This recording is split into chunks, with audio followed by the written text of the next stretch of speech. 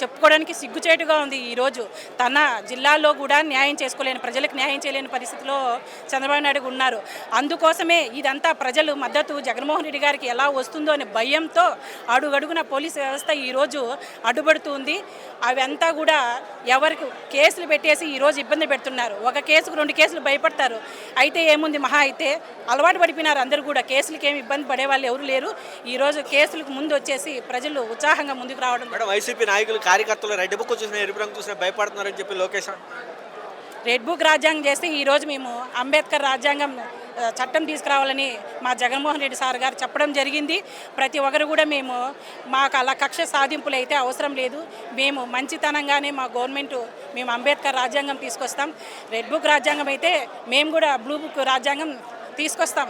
మా పాలనలో అలా మా జగన్మోహన్ రెడ్డి సార్గా చెప్పలేదు. మంచితనంగానే మాకెప్పుడు కూడా గొడవలు ఇలాంటివి మాకు నేర్పించలే మా గవర్నమెంట్లో.